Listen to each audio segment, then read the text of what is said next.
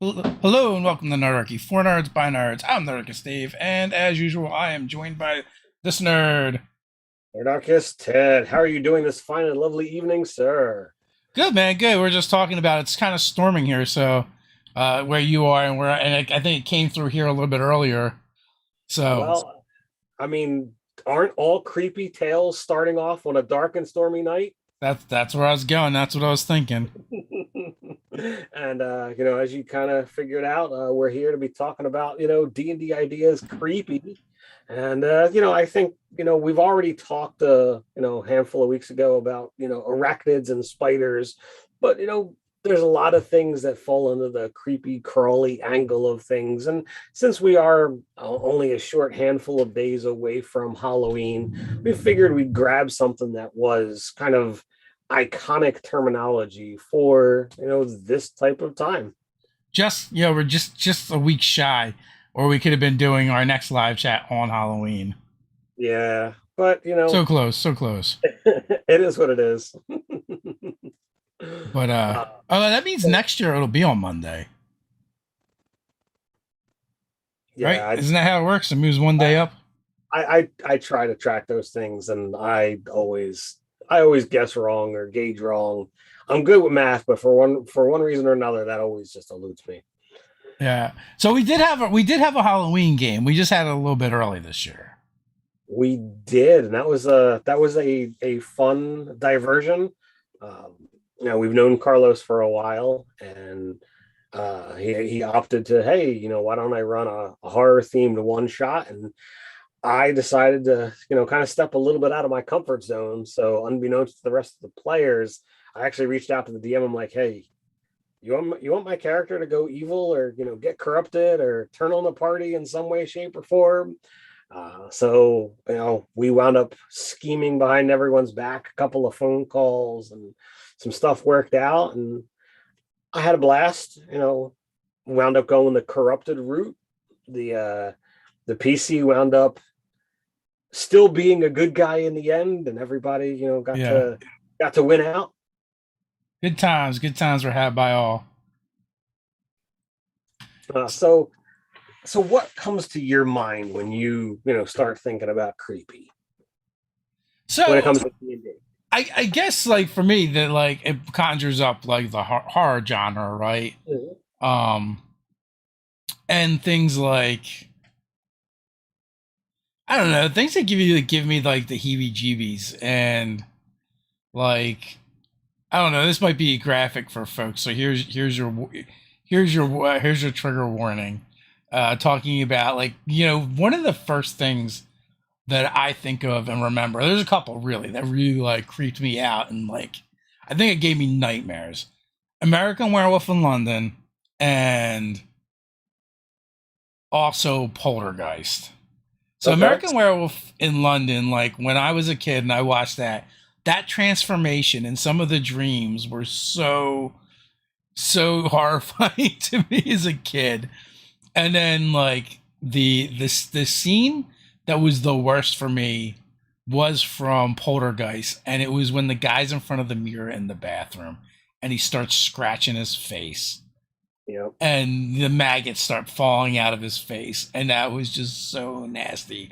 Because honestly, I've had to deal with, and even as an adult, whether it's like your trash can gets disgusting after a while, or different job sites I've been on, and like just a lot of maggots someplace is one of the creepiest, most disgusting thing.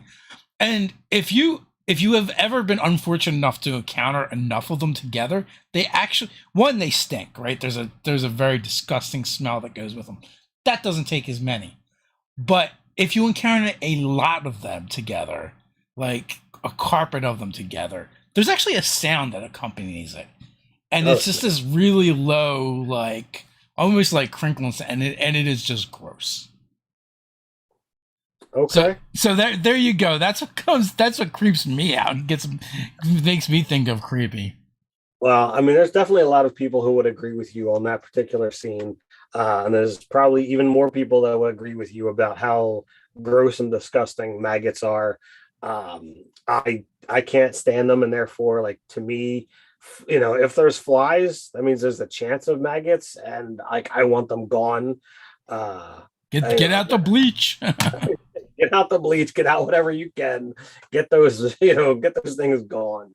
Um, you know, so like I will admit I'm not a horror movie watcher, and it's not so much because of the things that might creep people out. I personally, I don't get any enjoyment out of being startled. So anything with jump scares tend to put me off. I mean, I know this is slightly off track, but like even the Velociraptor scenes in Jurassic Park, like, all right, the first time that was a problem for me, and whether I lose some street cred or not, it is what it is.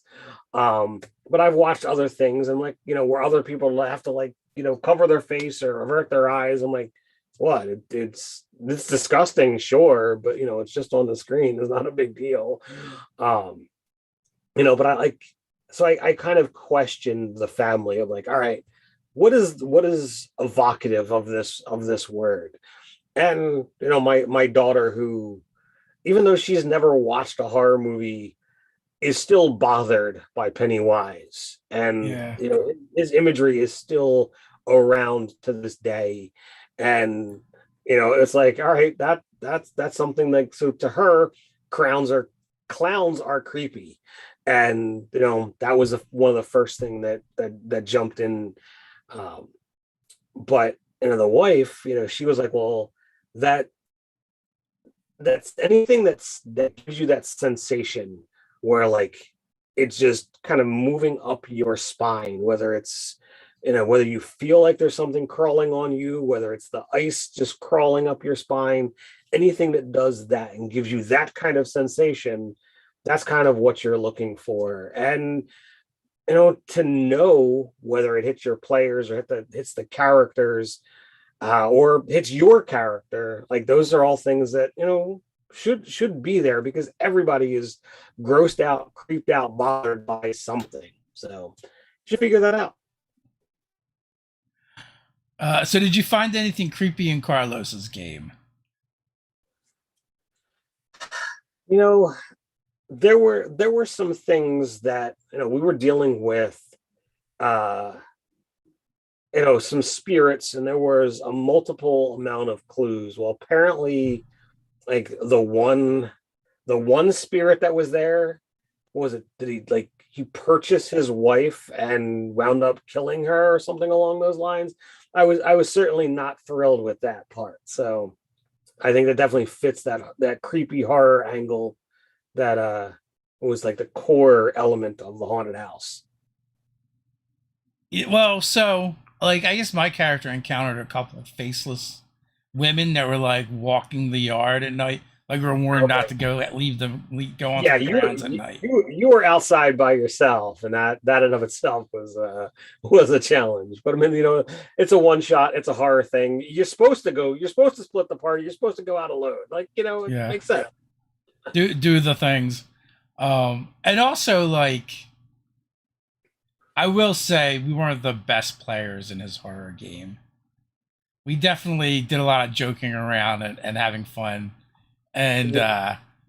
But I didn't think, buy in quite as much as we could. But I mean that's kind of like normal for that group. yeah, I was gonna say the same thing. That particular group, has more of a fixation on the relationship between the players, and with it being a one shot, it was a lot harder to like make it about the characters and their kind of reaction. Yeah. I mean, he did a really cool, he set the scene, he had the music going, he had the lights going, he had an awesome narration at the beginning of it that really helped, like I said, set the scene and put it all there. Um, but so if you take it at that point, yeah, we failed as players to really get into it. But D&D, a lot of times it takes a lot to really, all right, I'm going to sell this. You literally have to tie it to mechanics to keep people into it. I think the Van Richten's guide gives you, if you don't want to go with exhaustion or stun, like you can go with like the rules for adding a stress mechanic, and I think those are a good thing to do if you're looking to uh, add horror into your game, but you aren't certain like what people might be triggered by. So like this is a good way of just be like, oh well, however you want to interpret stress, this is how it's affecting you. Also, Carlos like dressed up, which was cool too. Like he dressed up as a devil, had some fancy clothes on. So that definitely helped sell it, and it was a good like mystery story. Um, Indeed. and the setting for it was like it was a cool setting too. Like the idea that there was going to be a séance, right? And like we were there to kind of assist with the séance and make sure nothing kind of interfered with it. And then we had to do some investigating up until, and then once the séance happened, like then it was going to reveal the, like we had already kind of figured out like what had kind of happened and like had an idea. So the séance was going to give us an opportunity to kind of confront the ghost that was doing everything that was wrong. Yep. So, if you were to run a horror game, how would you go about doing it? Really, horror. I mean, I feel like there's been several times that I've done it in different games. It seemed to be successful. And a lot of it is about description.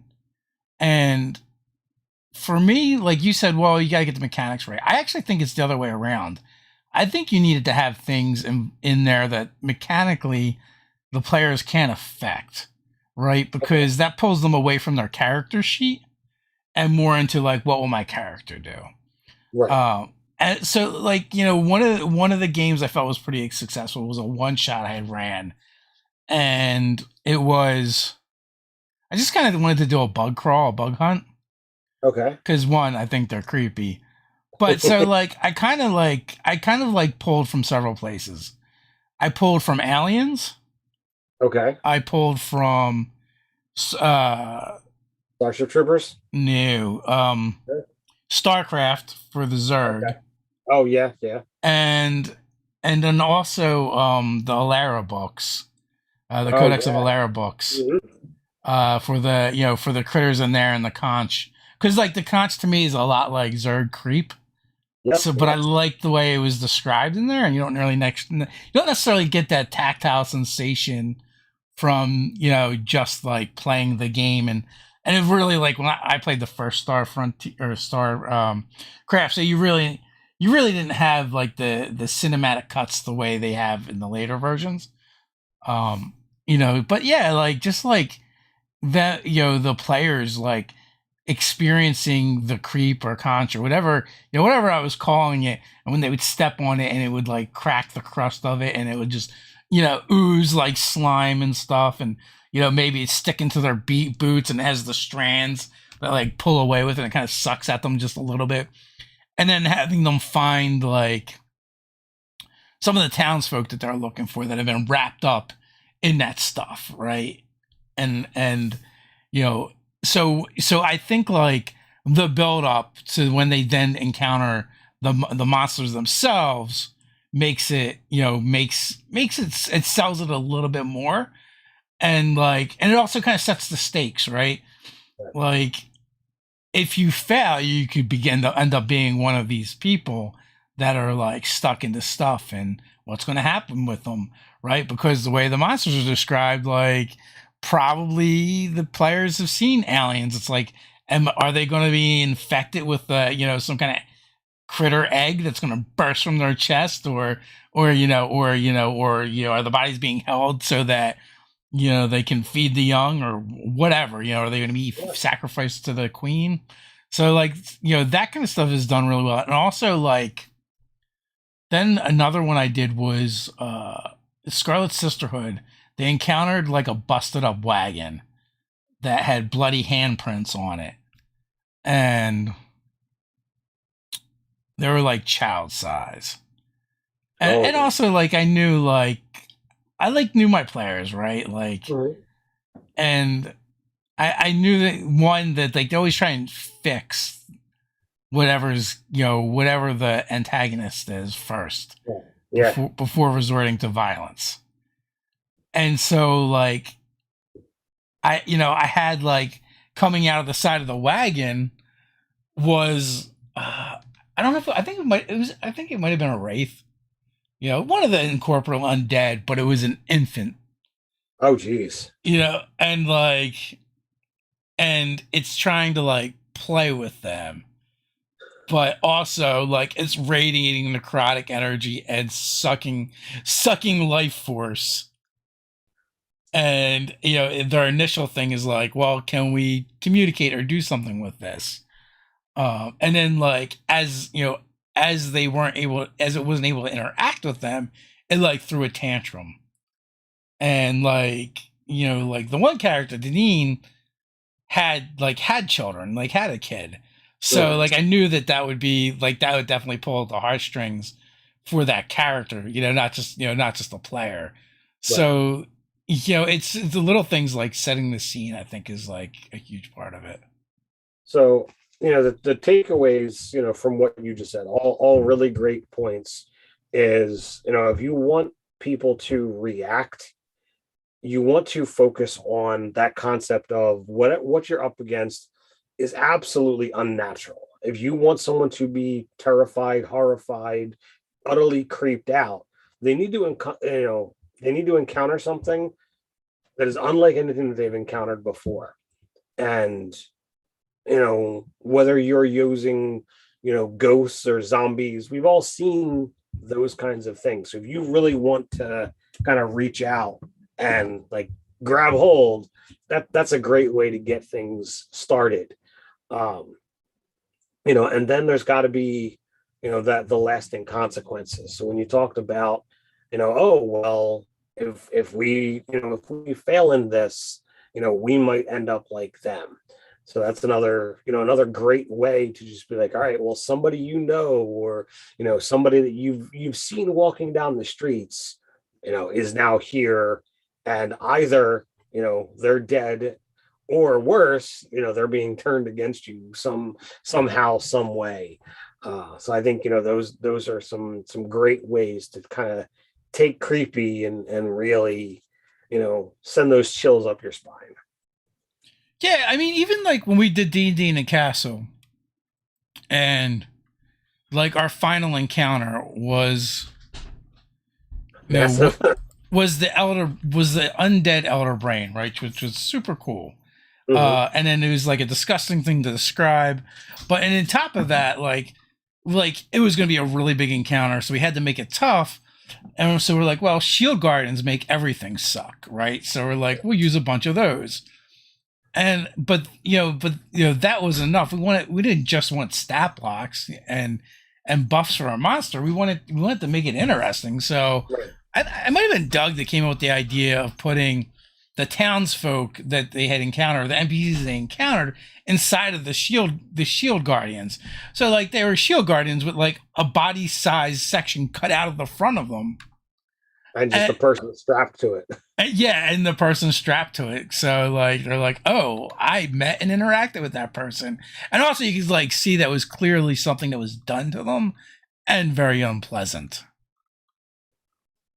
So again, real world consequences, and really a decision point for the characters when you get to that encounter of like, okay, well, do we try and free them? Are they possibly able to be freed? So the combat becomes interesting because now there's another nuance to it of how can we attack the thing without hurting the the peasants.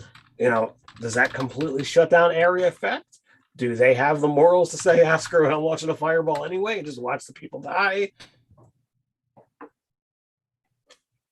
So lots of things. I don't feel that I've really done anything as a DM where I felt like, yeah, I went for the creepy angle for like a story or an entire session.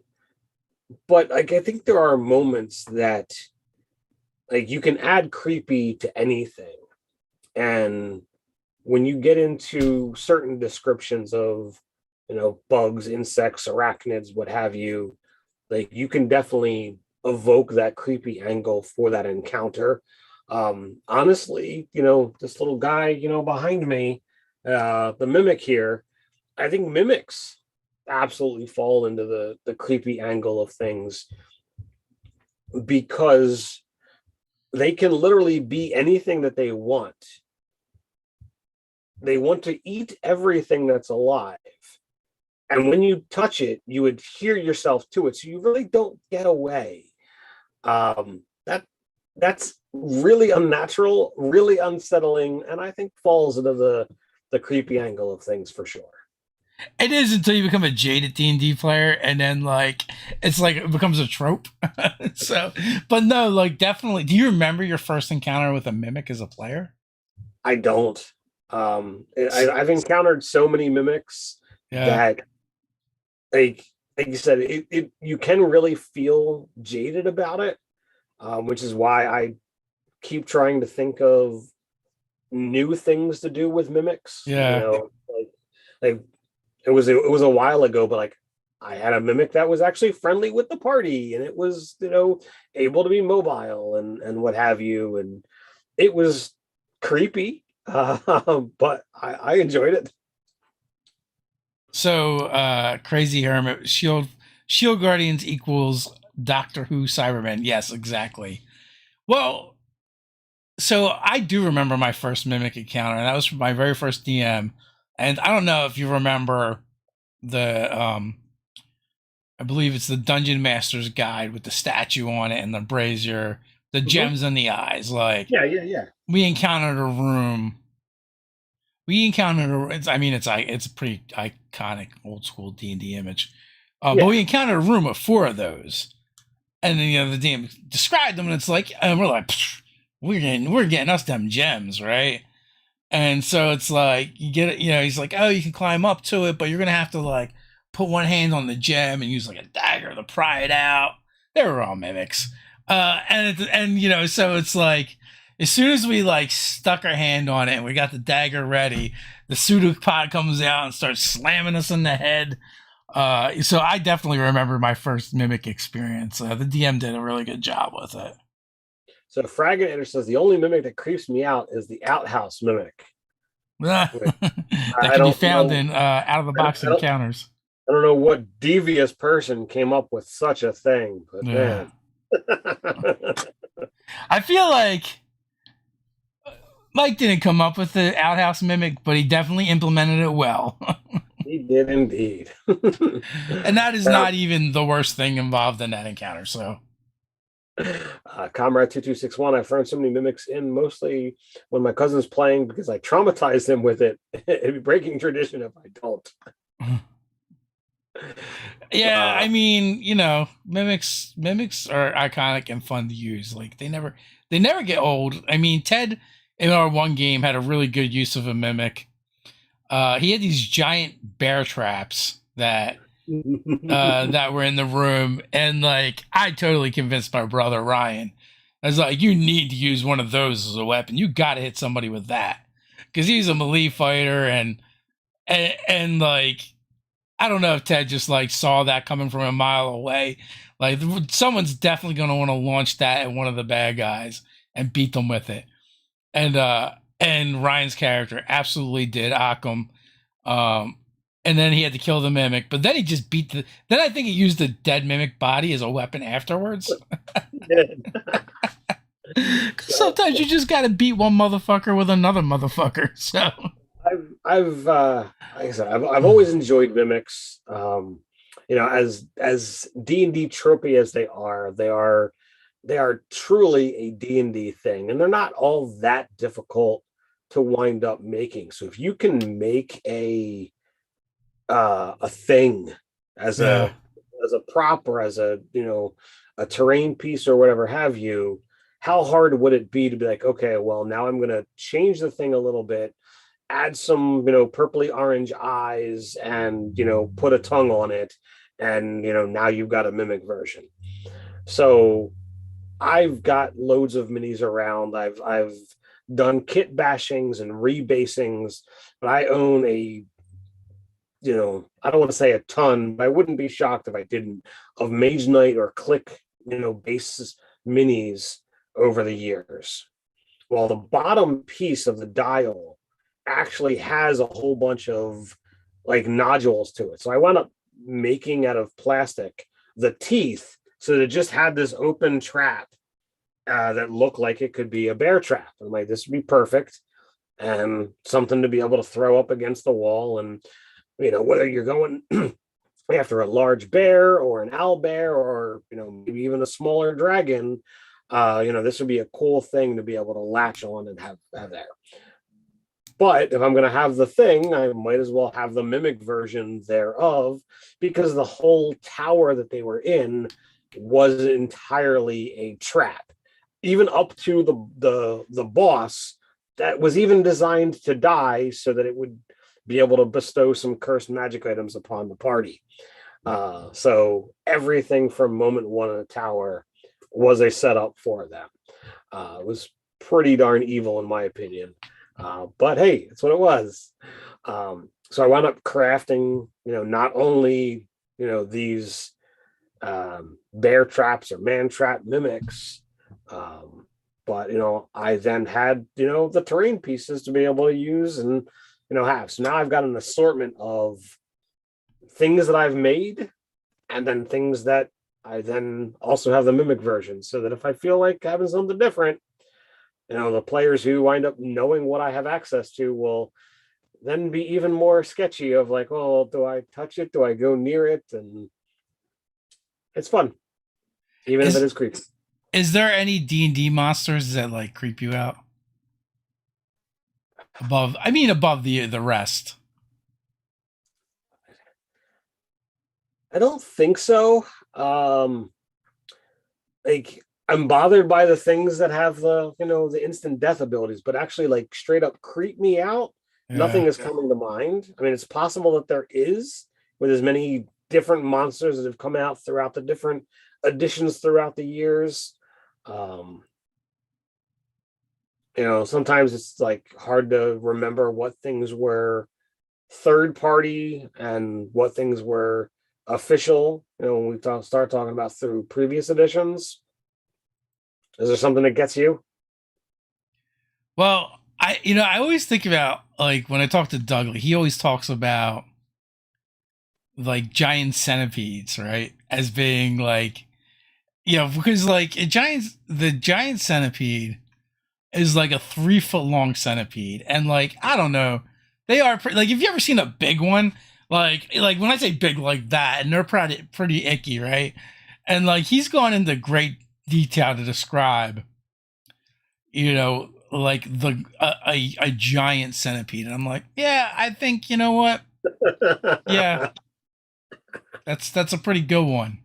So, like, if you want to go on that direction, then really carrion crawlers are the real ick. Yeah, well, I was going to say that one for mine, right? Like, that's it. Especially if you use it right? And like the players walk through an archway or a door, and it's on the ceiling, and just like all those tentacles just drop down on the first player, covering them in paralytic slime, and just like all those tentacles just draping over you. Like, man, if you've ever like crawled through a space or gone through a space where there's vines or roots, like, that is kind of like gives you the willies, like, just that. But imagine them being slimy, slimy, cold, and attached to a carrion crawler.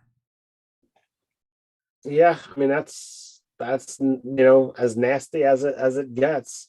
But I mean, carrion crawlers are that low CR. So like that's part of the issue that I have mentally with the things that tend to be creepy, all tend to be on that lower end. Like, there's not things that fall into creepy that are super powerful, because then like those things are just like, oh well, that's not creepy, that's freaking horrifying. That's overkill. Like, but like, they, as opposed to just having visuals, they have mechanics to go with it, the things that literally cause you fear.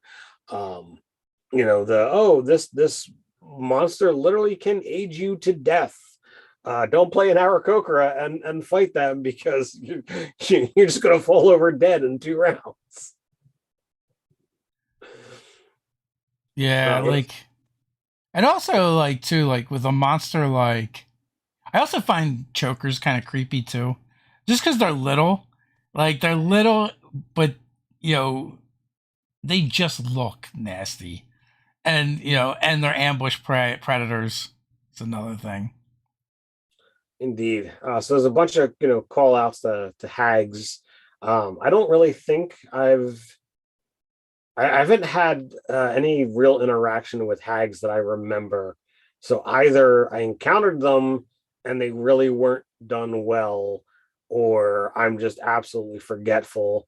A couple call outs to the Atropal from 3.5, which is an absolutely disgusting thing. The undead god fetus. Yeah, yeah. And Cups is talking about, I believe, a dark mantle. Or it could be a roper. They're both kind of similar and have tentacles and look like stalagmites or stalactites. Well, the dark mantle, that's the one that literally falls on you. Yeah, yeah. Um, It's got you know, tentacles, but they have like a membrane between them, and they cast darkness. right.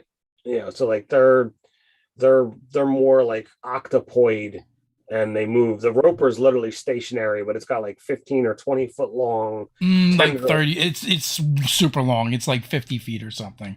I've got a couple minis They right they have there a with movement speed, but it's like 5 foot or 10 foot.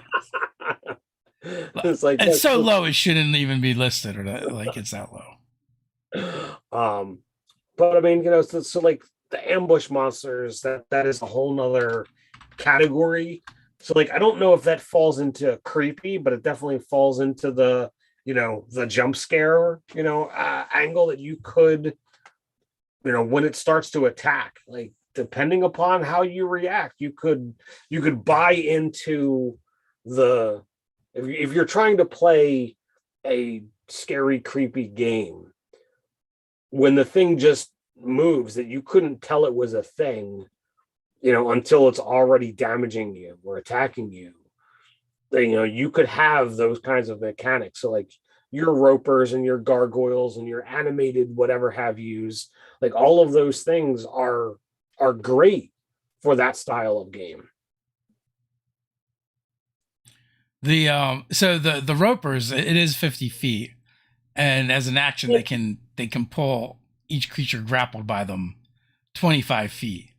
So like I think the way to, like I've used them in different ways, but I think the best way is like to put them on the ceiling and up high, so they can just touch the floor with their tentacles. So this way when you reel them up, and if they do get loose, they're gonna have to fall. When they get loose.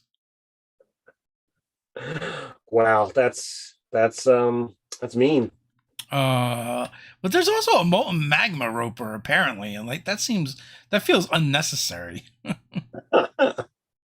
Well, is there now? So I think I might have to redo a paint job. Yeah, yeah, yeah. You might need to. uh, They do a bunch of fire damage in addition to their normal stuff. because Uncalled for. sometimes you just need to do extra fire damage. Sometimes. So we've crossed the halfway mark. So I don't have a huge order of business, but I will throw it out there.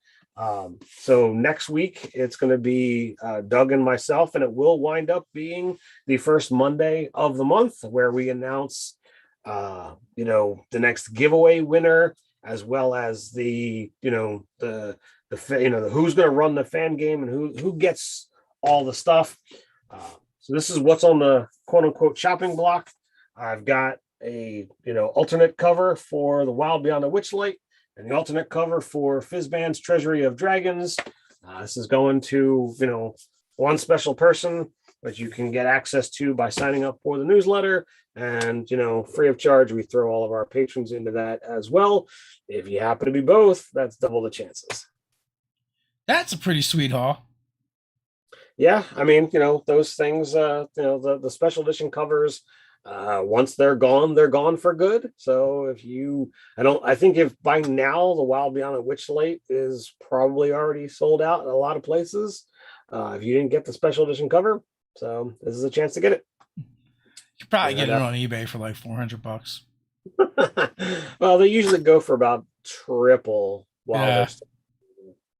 Um, That's one of the things that annoys me about some of the flags mhm, is like I've seen them where they have the special edition covers and they mark it up. I'm yeah. like, dude, you're literally getting the book that no one else has to sell. That's like the incentive, and you're gonna mark it up. That's kind of super douchey. Well, there are people that do it. It is what it is. But I try not to, be too harsh. They gotta do their business their way. Um, That's true, but you don't have to buy from them. So, there is always that. I mean, depending upon where you're at, there are other gaming stores.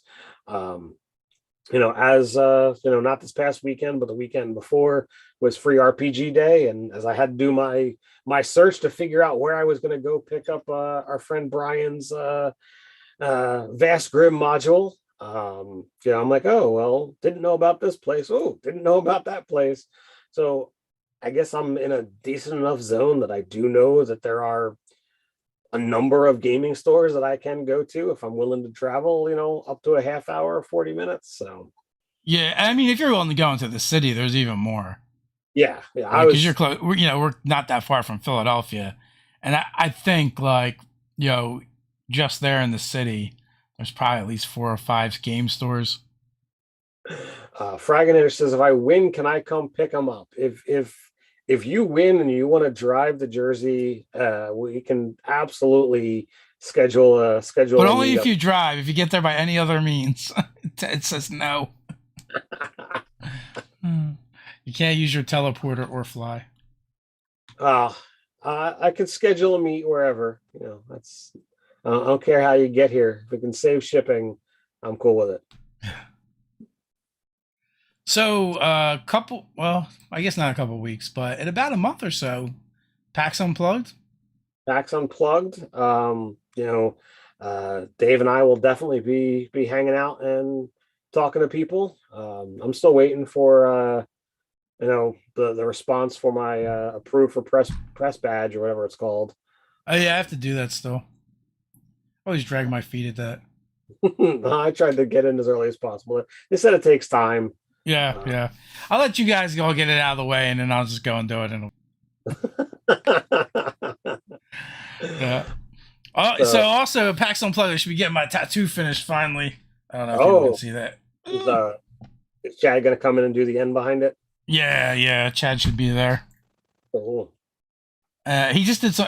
I know he did at least one tattoo at Gamehole Con. Jason Acevedo. Yeah, yeah. From Realm Smith TV, he did his Ranger tattoo. Yep, it looked quite awesome. Yeah, Yeah, he's talking about doing a D&D sleeve, and he's going to have all the classes. yeah. I'm excited to see how that turns out. I am as well.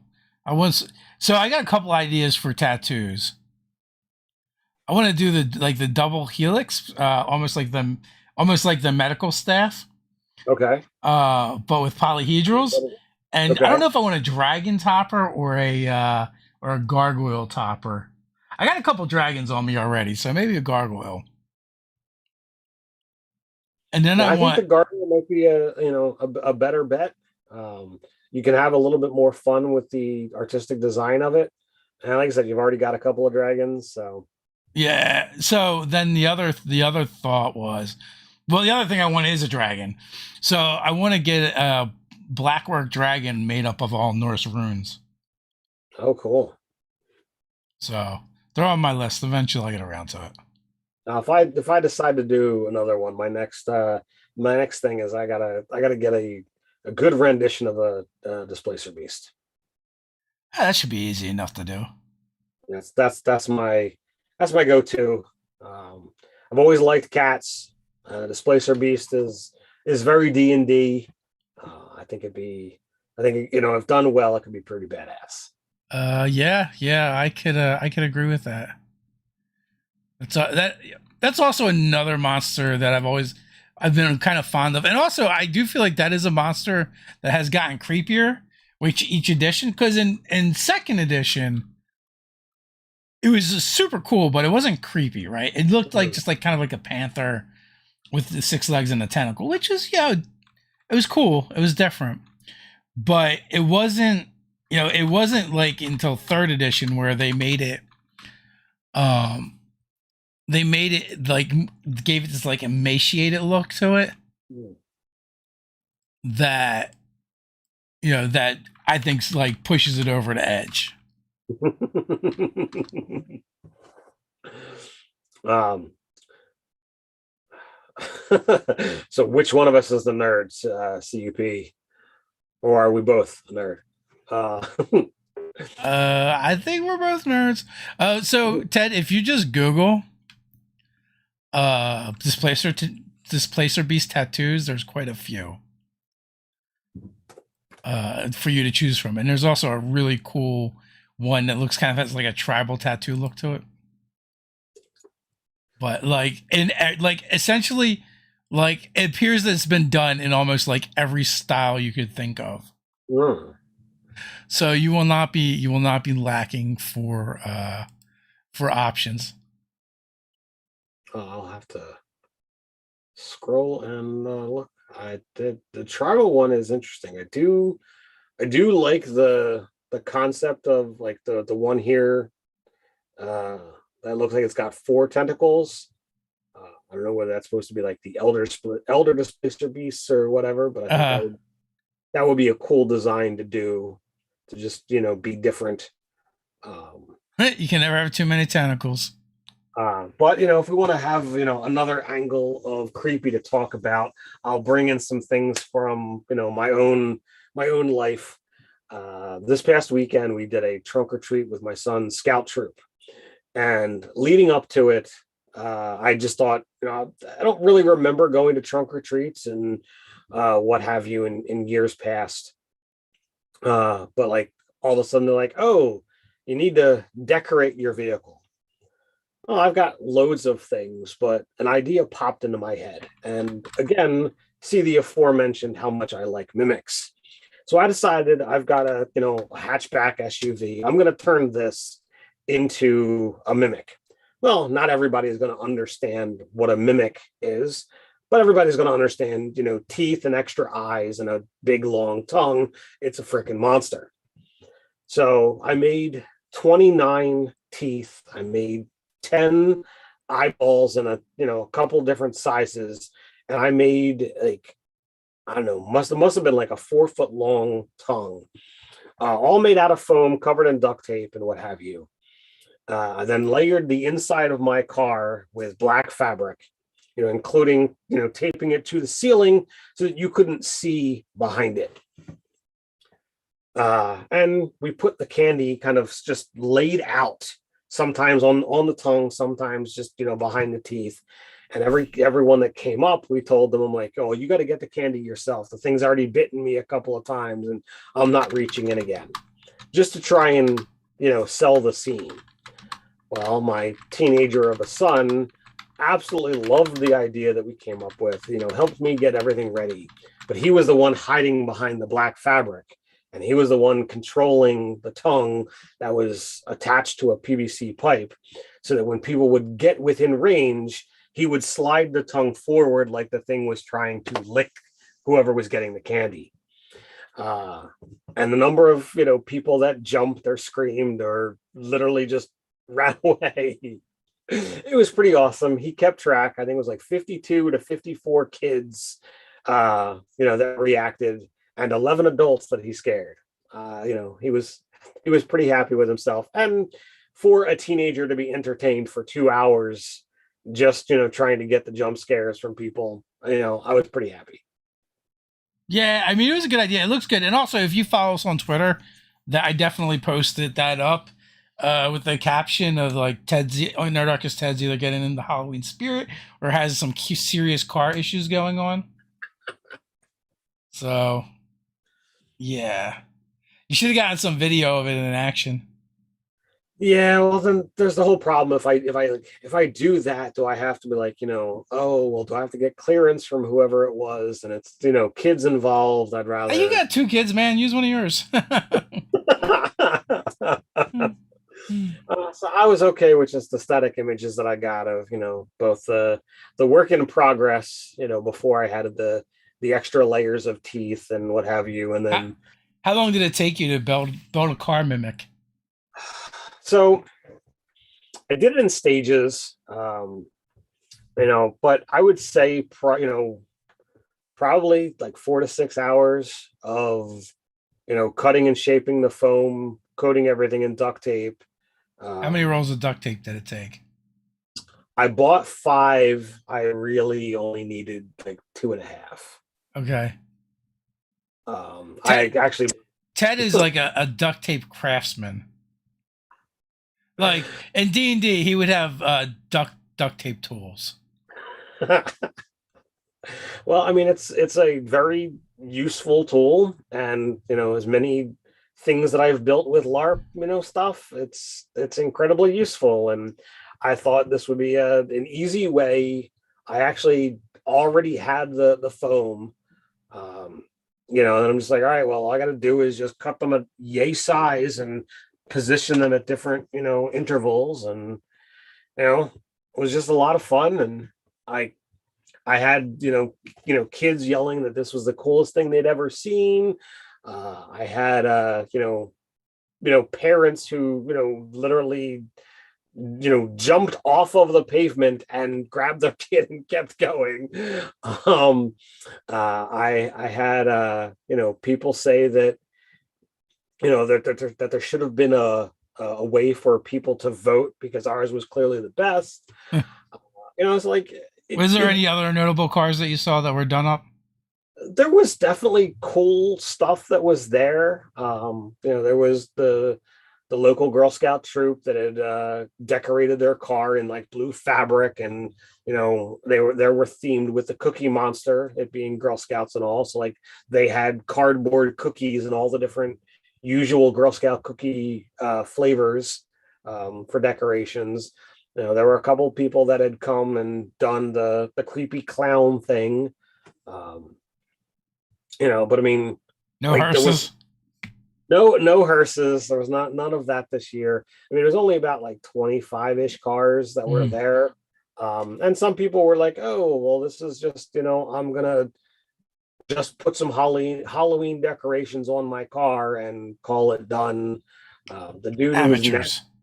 the dude next to us, like he had one of those like hanging talking decorations that after a while, like it just was a droning noise. I Hmm. don't even remember what it said, but it was like going nonstop, and it was like Yeah.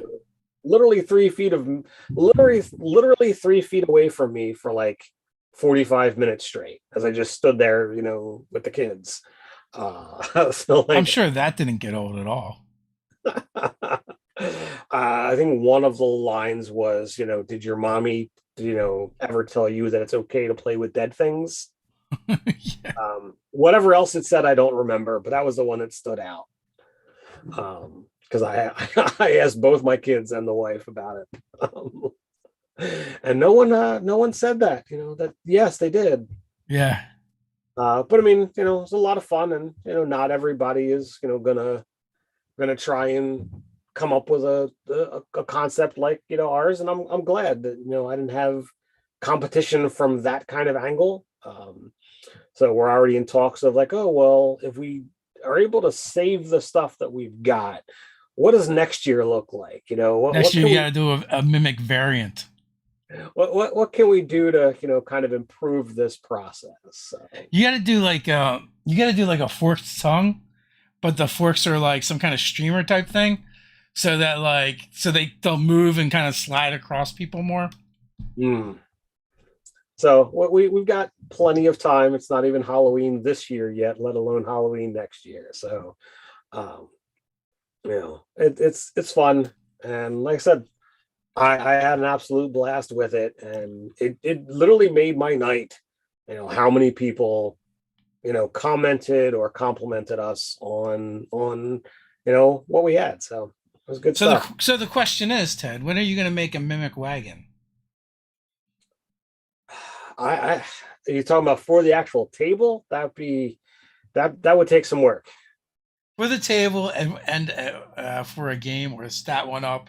I mean, you did the modern one, so now you got to do the D&D one. All right. Well, I mean, I can certainly stat up a mimic wagon. Dude, There's like someone hitches their horse to it and then they go to do something, they come back and the horse is gone. Only the horseshoes are left. but the horseshoes are closer to the wagon, and Or there's some maybe they're weird. further away because it like spits them out.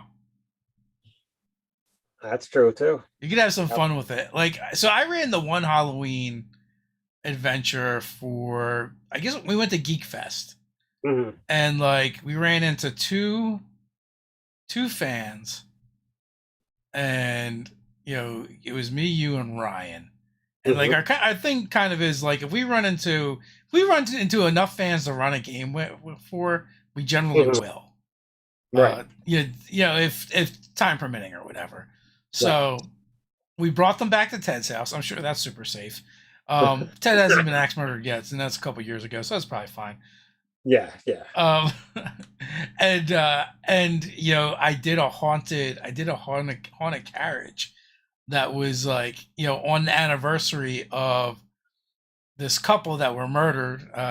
They were having an affair on the, or maybe it wasn't the couple though. The couple was murdered, but also the the jilted lover or spouse also died, and they were the ones that would possess the carriage.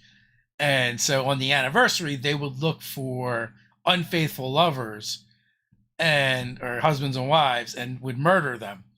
But it was also very much inspired by the movie Christine. Oh yeah. And you took it to, we did the whole investigation. We got to the thing, and as we win the encounter, the thing Yeah. exploded in a pretty fireball-y kind of radius for an immense amount of damage, and straight up killed two of the players or two of the characters. Yeah. We don't One kill of players at our tables, just our Yeah, characters. yeah, we don't kill players. That's highly Yeah. frowned upon. But we killed two characters, one of which was mine. It was a one shot. I was like, "What the frick?" But it was a one shot. Yeah. Yeah. But It's Halloween one shot. There's got to be high stakes. indeed, characters should die in one shots. That's just how it goes. At least once you should have a character die anyway. But break them in. I mean that's all part and parcel. Oh, nice. Fraginator. I had an electric chainsaw with the blade removed, a rig to an actuator that would turn on when the lid to the candy was opened. That is mean.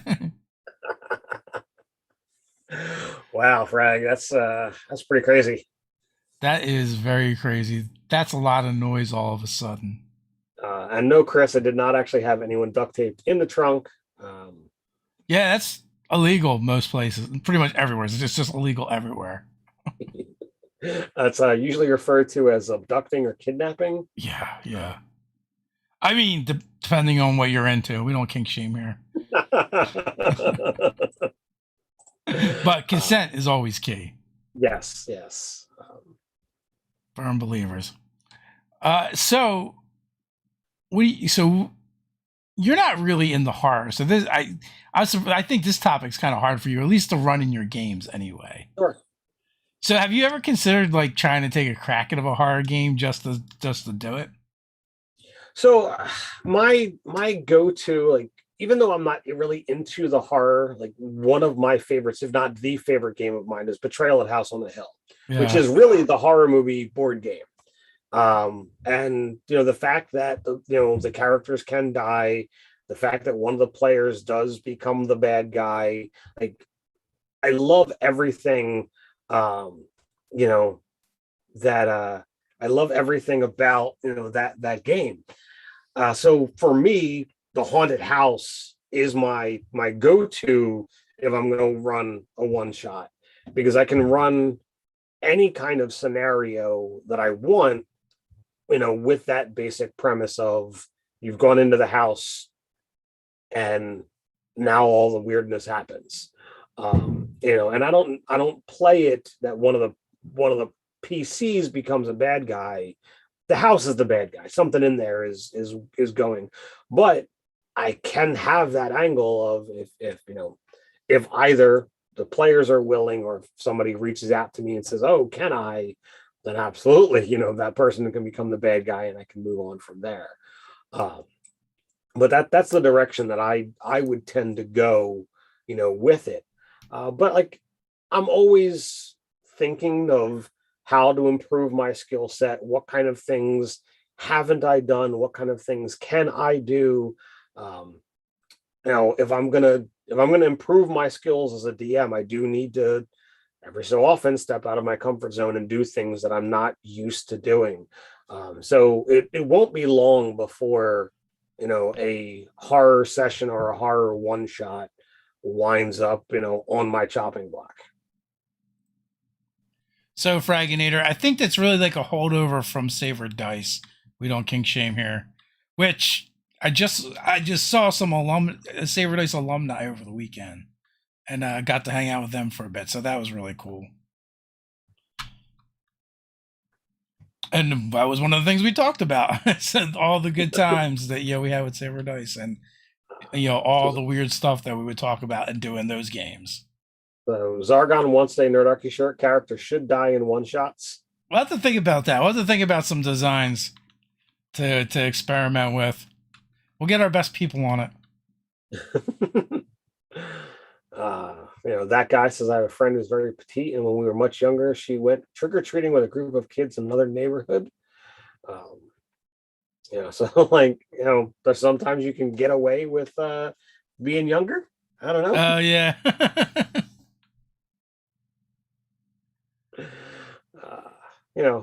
So they went to another friend's house and ran from the side and grabbed her, kicking and screaming. The kids freaked out. For the record, the parents there knew what was going on, but what was going to happen. So that can be all the things your parents warned you about. Someone will snatch you up, and then they witness it. Keep those kids in line by any means necessary. Yeah, so fortunately, for us this year, Carlos stepped up and ran, the Halloween game. But I got my Monster of the Week game. That's Saturday, the day before Halloween. So I'm definitely leaning towards some Halloween shenanigans for sure. I can't let you guys in on it because Ted's in the game. Yeah, and sorry. Also I'll write it like the day of or the day before anyway. So there's that too. But I'm certain that based on timetables, Dave could talk about it in the newsletter. Again, another reason for you to sign up. That's true. That's true. What am I going to do to creep the players out? Or what did I do to creep the players out in that game?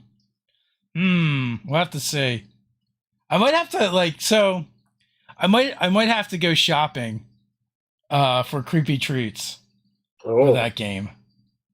Okay. I mean, the first time we ran this game in person, I definitely did that because it tied into some things that happened in the game before, and we basically in that game have a scenario where the Fae drop off donuts on Mondays, and there was kind of a mystery that happened around that. So the first session that we came in person, I actually went and got donuts from one of the places that the characters had gone to in game to get donuts because their normal donut Monday had gotten ruined by some dark fairy shenanigans, and then we spruced them up with some glitter and sprinkles and things of that nature to make them look more Fae-like. So that group is all about the sweets. Because you always need donuts that have 3 times the amount of sugar that you should have in a day. That's the true. That was the true horror of that game. Do you want to get diabetes from one bite of this donut? I triple those, dog dare you. those things were like, holy crap. Yeah. So Zargon says, thanks again for a great night, guys. You completely reconcile the horrendousness of Mondays. That's kind of one of the reasons why we do it on a Monday. Start your week off with some nerdy inspiration and Yeah. get some fun going and have something to look forward to of Mondays and not just Oh, speaking of Halloween, though, we are running a Halloween one shot tomorrow. Uh, uh, we're we are revisiting our Ingest Quest game, and the good doctor in that game has a house for basically wayward monsters. So instead of revisiting it and playing our characters, we're going to each be playing a monster from his house. So that should be a lot of fun and interesting. Yeah, I have to, actually, get figuring out exactly what I'm going to do with that character. I've picked out his abilities, but I as my character really didn't engage with the monsters in his house, and while it Yeah. was there throughout, I'm like, all right, what is this about? So I'm not as attached to everybody as much as all of you are. So I'm Yeah, like, yeah. Engaged. I think I think I might be or almost am engaged to one of the monsters in the house. well, I think that's true as well. Yeah. But It'll be fun though. So if you're looking for something to do tomorrow night, it won't be our normal D&D game. We'll be playing the Quest RPG, and we'll be revisiting that world that Doug has created. And then Steven will be back the following week for our normally scheduled game, which has also been fantastic. And also someone mentioned, I bet Steven would be good at running a narrative horror game. Matter of fact, there's actually a one shot that was kind of a bit on the horror side that he did run for us. Not in that world, but a different world. You can find it on this channel and watch that. And he did a fantastic job. I think Steven is one of the best GMs that I played with. He's a fantastic GM and fantastic player. I would agree. So I guess with that, it's that time where we should wrap things up and head on out. We'll be back tomorrow. Tomorrow night for gaming. Tomorrow during the live chat, I've got Guy Schlanders on from How to Be a Great Game Master. So come hang out with us. And of course, we got some more cool guests throughout the week. And until next time, stay nerdy. Stay nerdy.